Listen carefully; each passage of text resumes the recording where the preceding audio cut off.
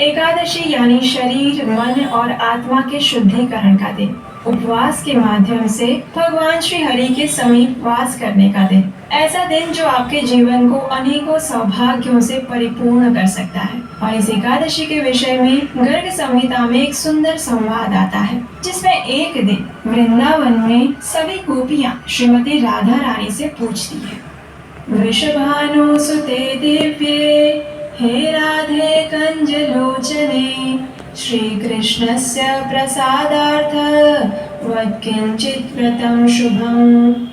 तव वश्यो नन्दसोनो देवैरपि सुदुर्गमः, त्वं जगन्मोहिनी राधे सर्वशास्त्रार्थ पारगा।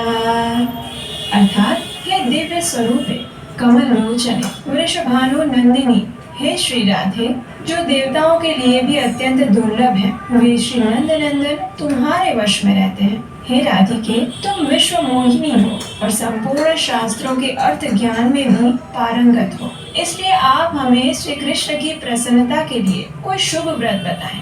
इसके उत्तर में श्रीमती राधा रानी गोपियों से कहती है, श्री कृष्णस्य प्रसादार्थ कुरुते एकादशी व्रतम्, तेन वश्यो हरिः साक्षात् विष्यति न संशयः। इसका अर्थ है, श्री कृष्ण की प्रसन्नता के लिए आप सभी एकादशी व्रत का अनुष्ठान करो, उससे साक्षात श्री कृष्ण तुम्हारे वश में हो जाएंगे, इसमें कोई संशय नहीं है। तो चलिए इस योगिनी एकादशी के उपलक्ष्य में आज हम एक पौराणिक कथा का श्रवण करते हैं। और ये कथा है भगवान की प्रिय वृंदे देवी तुलसी महारानी के विषय में। हम सब जानते हैं कि तुलसी देवी भगवान श्री कृष्ण की परम प्रिय भक्त है। एक समय क्या हुआ कि भगवान हरि की उपस्थिति में देवी सरस्वती और तुलसी देवी के बीच में कुछ अनबन हो गई। इससे तुलसी देवी नाराज हो गई, उन्हें अत्यंत अपमान का अनुभव हुआ और वे उसी क्षण उस स्थान को छोड़कर चली गई।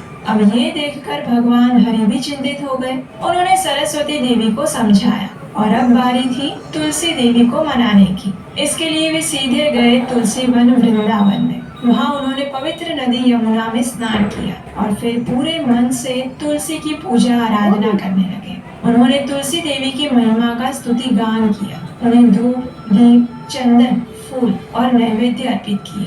भगवान हरि ने तुलसी देवी की स्तुति करते हुए कहा, तुलसी वृक्ष कई समूहों में इकट्ठे होते हैं, इसलिए विद्वान इसे वृंदा कहते हैं। मैं उस प्रिय तुलसी की स्तुति करता हूँ जो लंबे समय पहले वृंदावन वन में प्रकट हुई थी, इसलिए उसे वृंदावनी कहा जाता है। मैं उस शुभ और महिमामय तुलसी की पूजा करता हूँ जो अनगिनत ब्रह्मांडों में पूजित होती है और इसलिए उन्हें विश्व पूजिता कहा जाता है। मैं उस विश्व पूजिता की आराधना करता हूँ। असंख्य ब्रह्मांड उनके संपर्क से पवित्र हो जाते हैं, इसलिए उन्हें विश्व पावनी कहा जाता है। अन्य फूलों की पूजा देवताओं पर चढ़ाई जाती है, लेकिन मैं स्वयं तुलसी के बिना संतुष्ट नहीं होता। इस प्रकार तुलसी को सभी फूलों का सार माना जाता है और उन्हें पुष्प सारा भी कहते हैं। वह कृष्ण की जीवन शक्ति है, इसलिए उन्हें कृष्ण जीवनी कहा जाता है। इस प्रकार भगवान हरि ने तुलसी महारानी को अनेक प्रार्थनाएं अर्पित की और ये स्तुति गान सुनते ही तुलसी देवी प्रसन्न हो गई।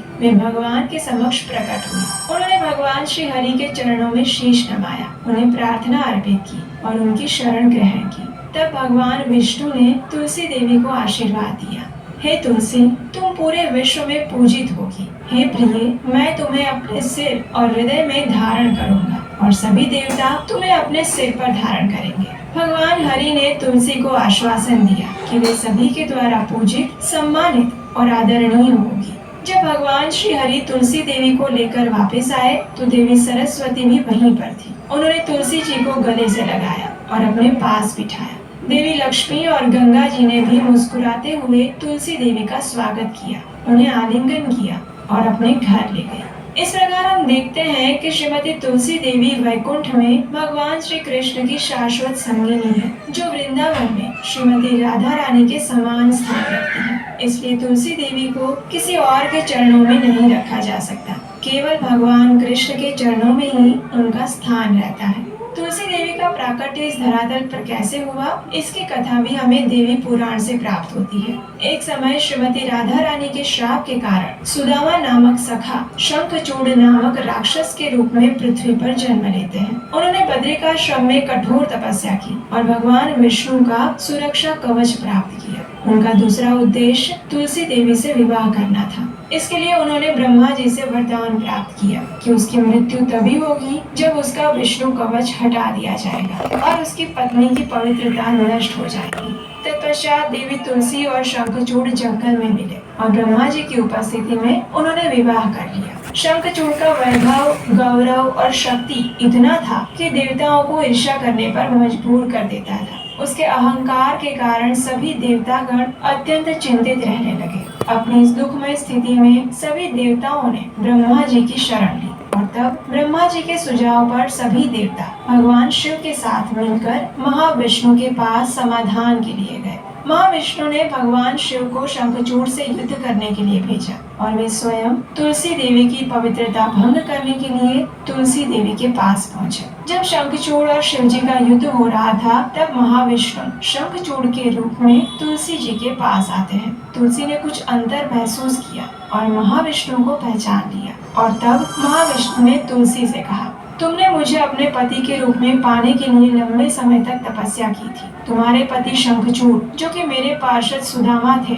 अब वे वापस गोलोक धाम लौट रहे हैं। तुम भी अपना शरीर त्याग कर मेरे साथ वैकुंठ चलो। तुम्हारा शरीर पवित्र नदी गंडकी बन जाएगा